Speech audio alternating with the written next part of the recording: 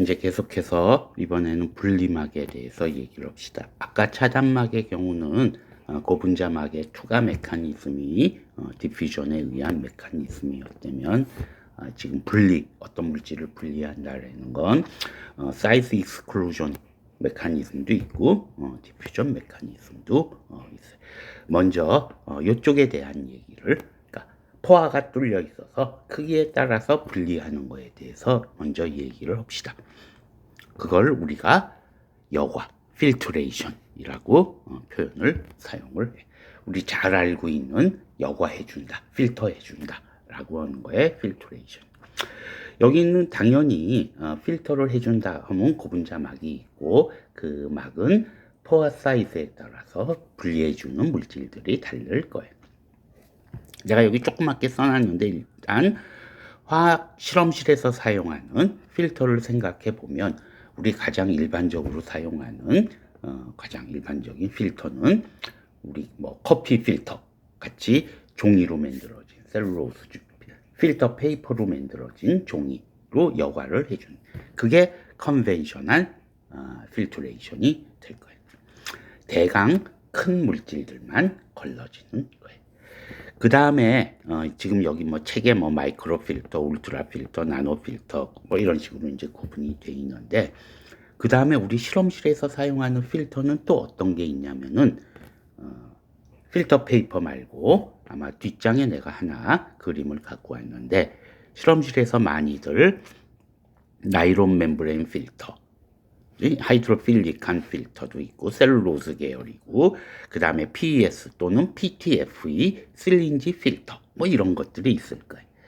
가만히 보면 포화 사이즈가 0.45 마이크로, 0.45 마이크로미터, 이쪽은 포화 사이즈가 0.2 마이크로미터.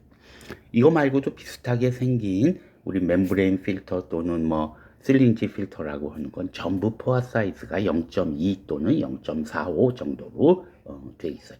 이게 친수성이냐 소수성이냐에 따라 또 뭐 종류에 따라서 여러 종류가 있긴 하지만 포화 사이즈는 대부분 이 정도 영역이다. 이거는 뭐에 해당하는 거냐면 대강 0.45 마이크로, 450 나노미터, 200 나노미터 영역, 대강 이 영역이 되는 거예요. 즉 마이크로 필트레이션의 제일 밑에 영역, 제일 밑이라고 그러긴 뭐하지만 아무튼 밑에 영역이 돼. 대강 200나노에서 450나노, 이 영역이 어떤 영역이냐면 빛이 UV에서 가시광으로 바뀌는 영역이에요.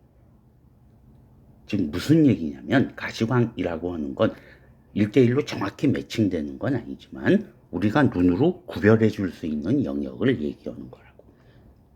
그러니까 뒤에 있는 필터들을 사용했을 때는 우리가 눈으로 봐서 뭔가 불순물이다, 이물질이다 라고 생각하는 것들이 걸러지는 영역이 될 거예요. 그게 가시광이 시작하는, 가시광하고 UV하고의 영역이 대강 250에서 350, 뭐 그 정도 영역이니까 대강 그 정도 나노미터 영역에 해당하는 거다. 즉 우리가 눈으로 볼 수 있는 어떤 이물질들이 제거되는 개념이 될 거예요. 그거보다 이제 약간 더 포화 사이즈가 작은 걸 한외 여과, 울트라 필트레이션이라고 하는데, 요거는 지금 어떤 개념이 되는 거냐면 셀이나 박테리아 등을 완벽하게 여과해 줄 수 있는 영역이 돼. 이거는 실제적으로 어디 많이 사용되냐면 내가 여기 지금 조그맣게 썼는데, 우리 의약품이라든지 혈청 뭐 이런 것들에 박테리아에 오염이 돼 있을 수 있다고. 그러니까 얘네들을 필터, 이제 소독을 해줘야 돼. 멸균을 해줘야 되는데, 멸균은 가장 좋은 방법이야. 열 처리하면 제일 좋은데, 당연히 이런 의약품을 열 처리하면 의약품이 죽어버리니까 결국 어떻게 박테리아 같은 오염 물질을 제거하기 위해선 한외 여과, 울트라 필트레이션을 해줘서 실온에서 얘네들을 제거하는 거라고. 그래서 그런 용역으로 많이 사용을 해. 이거보다 조금 더 작아지면 나노 필트레이션의 영역은 지금 여기도 써 있지만 고분자 물질, 그 다음에 유기화학 물질들 영역까지 내려가. 그러다 더 작아지면 뭐냐면 솔트 영역으로 들어가. 분자가 점점 작아지는 거예요. 그렇게 되면 역삼투압 막이라고 하는 개념이 생긴다고. 자, 이거는 뭐냐면은 지금은 뭐 솔트를 막아주는 거예요. 그러니까 점점 분자 사이즈가 지금 보면 알겠지만 작아지는 것들을 투과 못하게 해주는 개념이 된다고. 역삼투합은 뭐 다들 알 거라고 생각되지만 예를 들면 여기 NaCl을 넣었다고 칩시다. 그지? 근데 이쪽이 이제 농도가 높으면은 일반적으로 여기 세마이 퍼미어블 멤브레인이 들어가서 일반적으로 NaCl이 투과를 할 수 있다고. 원래는 이렇게 똑같은 높이였다고 치자고. 그러면 NaCl이 이쪽이 농도가 이쪽이 높은 거예요. 그러면 NaCl이 이쪽으로 투과를 할 거라고. 원래대로라면. 그래서 양쪽의 농도가 같아질 텐데 이 세마이 퍼미어블 멤브레인이 아까 얘기한 역삼투합 영역에 막을 사용한다면 어떻게 되는 거냐면 이게 통과하지 않을 거다라는 얘기예요. NaCl이. 그러면 어떻게 돼? 이쪽이 농도가 높고 이쪽이 농도가 낮은데 원래는 NaCl이 통과를 해야 되는데 그래서 농도가 같아져야 되는데 NaCl이 통과를 못하니까 농도를 조금이라도 맞춰주기 위해서 물이 이쪽으로 이동을 한다라는 거예요. 그래서 이렇게 높아진다라는 얘기예요. 그지? 물이 이쪽에서 빠져나간다는 거예요. 이게 뭐냐면 우리 배추 절이는 게 바로 개념이 이거라고. 배추 안에도 물론 NaCl이 조금은 있겠지만 물이랑 다 있는데 바깥쪽에 소금으로 절인다라고 하는 거는 소금의 농도를 높여주면 바깥쪽에서 안쪽으로 소금이 들어가야 되는데 배추같이 이 세마이 퍼미어블 멤브레인 역삼투합 아니까 아무튼 NaCl이 투과 못할 만큼 포화 사이즈가 작으니까 양쪽의 농도를 맞춰주기 위해서 배추 안에 물이 밖으로 빠져나오는. 배추 절인다고 하는 게 기본적으로 배추 안에 물을 빼내는 작업이 될 거예요. 자, 근데 역삼투합이라는 건 뭐냐면 이번에는 이렇게 돼 있는데 이렇게 삼투합이 걸릴 텐데 삼투합보다도 더 높은 압력을 바깥에서부터 눌러주게 되면은 NaCl은 통과를 못하니까 누가 통과를 하냐면 물만, 깨끗한 물만 통과를 할 거다라는 얘기. 무슨 얘기? 여기다 바닷물을 집어넣고 그러니까 삼투합 이상의 압력으로 걸어주게 되면 물만 이쪽으로 가서 프레시 워터가 만들어질 거다. 이게 우리 해수 담수화의 지금 우리 뭐 아라비아 반도라든지 이런데 두산이 이건 제일 많이 오는 걸로 아는데 역삼투합 막을 갖다 놓고 해수 담수화 시설 이게 전부 이 개념이라고. 그죠? 세마이 퍼미어블 멤브레인 솔트가 투과 못하는 멤브레인을 놓고 바닷물 집어넣고 이쪽에서 역삼투합을 걸어주게 되면은 삼투합보다 큰 압력을 걸어주게 되면 프레시한 워터만 빠져나온다라고 하는 개념이 될 거예요. 그런 포화 사이즈를 갖는 멤브레인도 있다. 기본적으로 이거는 사이즈 익스클루전이니까 포화 사이즈에 따라서 물질을 분리하는 개념이 될 거예요. 자, 그 다음에 분리막이라고 하면은 이제 중요한 건 가스 세퍼레이션 분리막이. 이거는 마찬가지로 디퓨전 개념이에요. 당연히 솔루션도 들어가지만 디퓨전이 메인이 될 거예요. 일단 고분자막에서는 고분자막의 종류하고 무관하게 일단 투과하는 기체의 종류에 따라서 투과도는 이렇게 된다라는 얘기예요. 이거는 반드시 분자 사이즈에도 의존하지만 반드시 분자 사이즈에만 의존하지 않고 아무튼 이와 같은 어떤 경향으로 그건 고분자막에서의 디퓨전이 일어난다라는 얘기. 그러니까 모든 막에서 이렇게 일어나지만 어떤 막은 뭐를 더 잘 투과시킬 거고 어떤 막은 뭘 더 투과시킬 거고 이런 차이가 있을 거다라는 거예요. 실제적으로 기체 세퍼레이션은 가장 응용 분야가 넓은 거는 산소하고 질소, 공기 중에 있는 산소하고 질소를 분리를 해가지고 100% 산소, 100% 질소를 만들지는 않지만 보통 뭐 25% 그냥 크게 75% 공기 중에는 있지만 산소 함량을 더 높인다든지 선택적으로 만들어서 또는 질소 함량을 더 높인다든지 그래서 질소 부하 영어로는 나이트로젠 리치라는 표현을 사용하고 우리말로는 부하라는 표현을 사용하는데 아무튼 나이트로젠 리치 가스 또는 옥시전 리치 가스 공기 중보다 산소가 조금 더 많은 또는 질소가 조금 더 많은 기체를 만드는 게 가장 메인이에요. 그렇기 때문에 지금 이 표를 보면은 PO2하고 O2 per PN2라고 두 개를 썼어요. 그러니까 하나는 뭐냐면 산소 투과도고 또 하나의 팩터는 질소 대비한 산소의 투과도 B라는 얘기예요. 결국 실제적으로 공기 중에서 산소하고 질소를 분리해낸다라고 하는 가스 분리용으로 사용하는 고분자막은 투과도도 좋아야 되고 선택도도 중요하다라는 얘기가 될 거예요. 예를 들면 지금 여기 여러 가지 고분자가 있지만 선택성만 놓고 보면은 뭐 예를 들면 뭐 5.2, 5.3 뭐 이렇게 좋은 것들도 있고 선택 뭐 전체적으로 산소가 질소보다는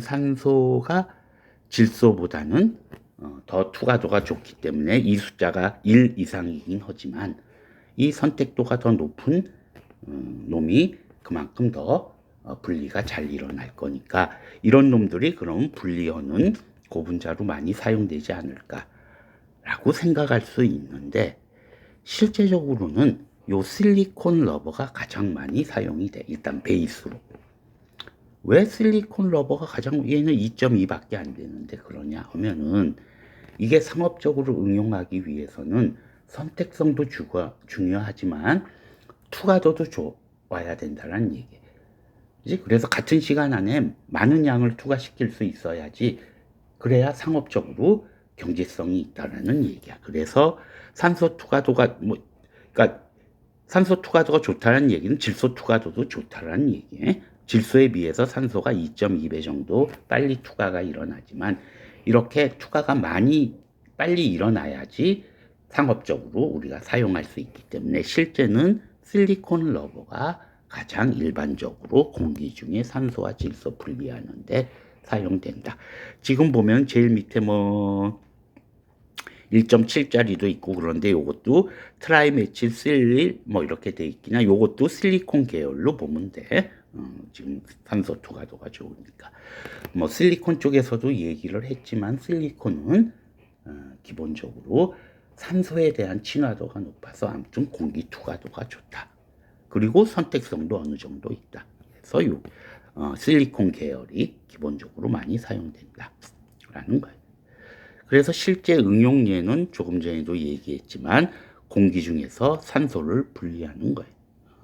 이게 시작은 1960년대 나사에서 제트 연료를 사용하는데 제트 연료는 휘발성이 높기 때문에 연료 탱크가 이렇게 처음엔 만땅으로 채워서 가지만 사용하다 보면 줄어들게 되면 공기가 들어가면 폭발 위험성이 있으니까 거기다 질소 부하, 질소 리치한 외부 공기를 채워가지고 사용하기 위해서 그전에는 액체 질소를 싣고 가서 질소를 만들었는데 이런 뭐 가벼운 고분자막을 갖고 가면은 이렇게 질소 리치, 나이트로젠 리치 한 가스를 만들 수 있다라는 얘기예요. 거기서부터 시작이 됐어. 이건 좋을 거예요.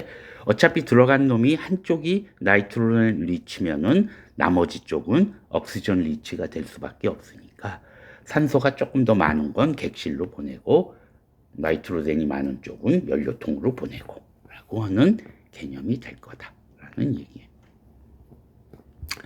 근데 사실은 아까도 실리콘이 많이 사용된다라고 얘기했지만 이게 경제성이 있으려면 이쪽에서 압력을 많이 걸어줘야 되니까 압력을 많이 걸어줄수록 이 속도가 빨라지게 되니까 여기 압력이 걸리니까 막이 강도가 있어야 돼.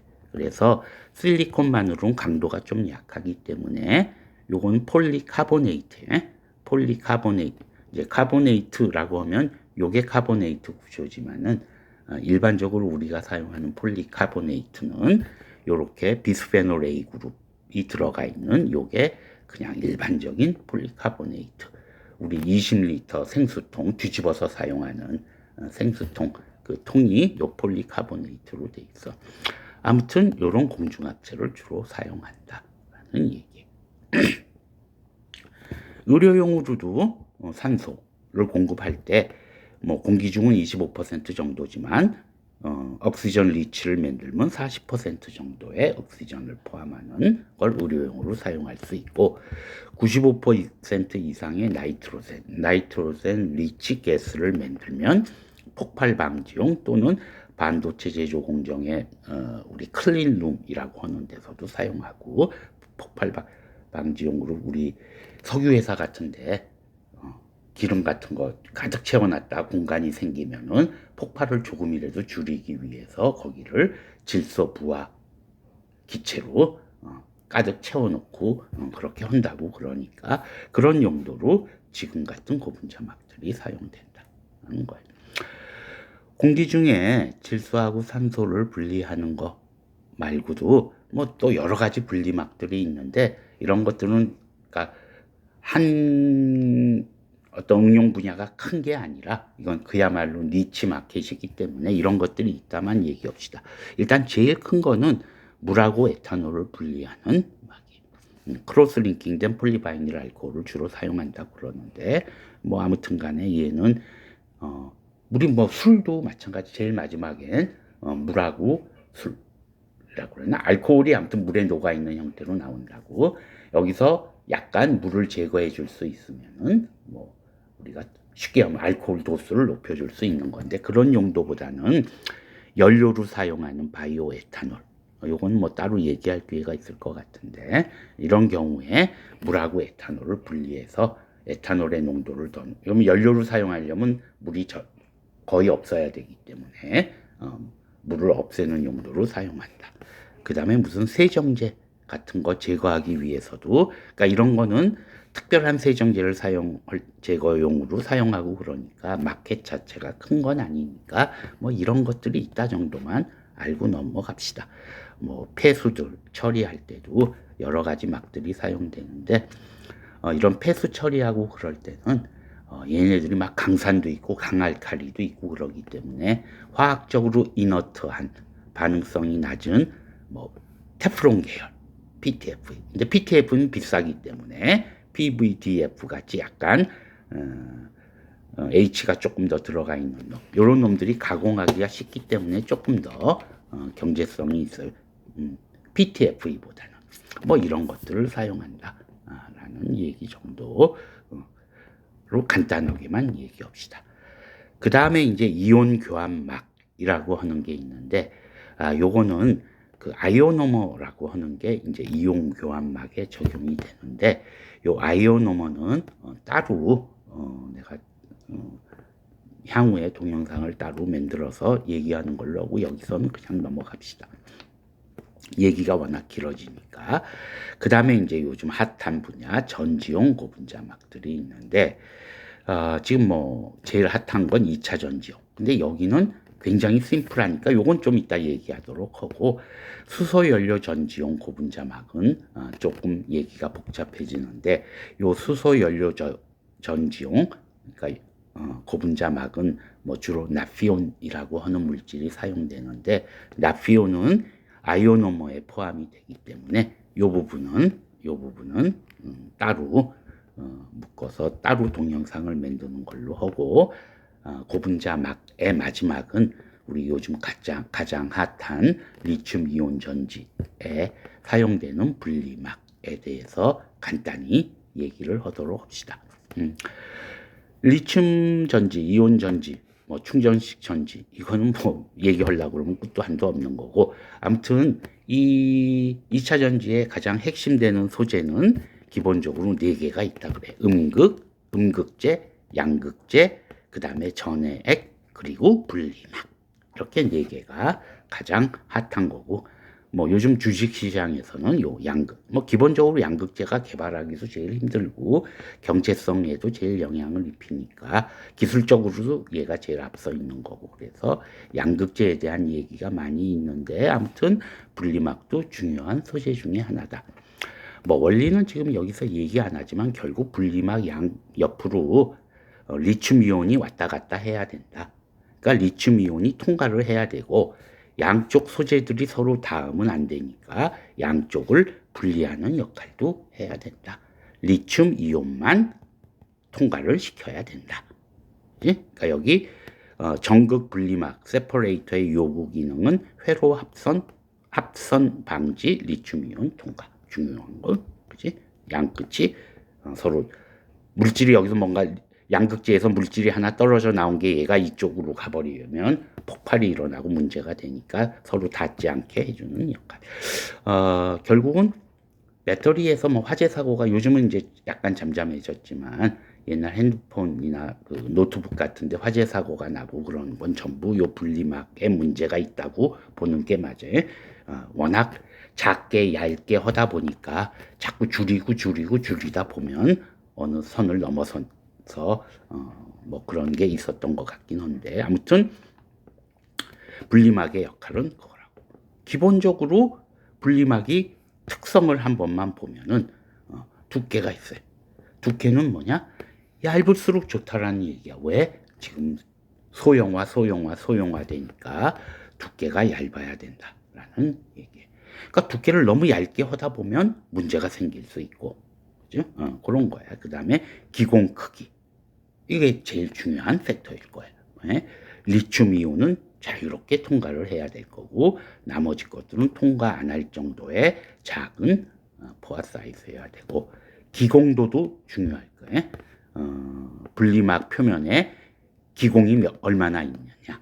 당연히 많을수록 리튬 이온의 이동이 훨씬 편하기 때문에 근데 너무 많으면 구멍끼리 만나게 되면은 구멍이 커질 테니까 기공이 그러니까 그걸 또 분포를 균일하게 해야 되는 퍼센트가 될 거예요. 뭐 통기도 그것도 뭐 마찬가지일 거고 그 다음에 당연히 강해야 돼. 뚫림 강도 또는 인장 강도 등도 어느 정도 이상이 돼야 된다는 거예요. 그래서 기본적으로는 요거는 뭐에 해당하는 거냐면 사이즈 익스클루전에 기본적으로 해당하는 멤브레인이에요. 그래서 뭐 폴리올레핀이나 셀룰로즈, 부직포 뭐 특별히 소재는 특별히 제한이 없고 이렇게 기포를 잘 만들 수 있는 소재들이 사용이 된다는 얘기까지 마지막으로 하면 뭐에 대한 얘기를 지금 끝은 다 한 거냐면은 고분자막에서 일단 기본적으로 차단막하고 그 다음에 분리막으로 나누어서 얘기한 거를 요 정도에서 마치는 걸로 깊게 얘기한 내용은 아니고 이제 전체적인 큰 틀에서만 얘기를 했고 혹시 본인들이 더 흥미가 있는 부분들은 따로 알아서 공부하도록 합시다.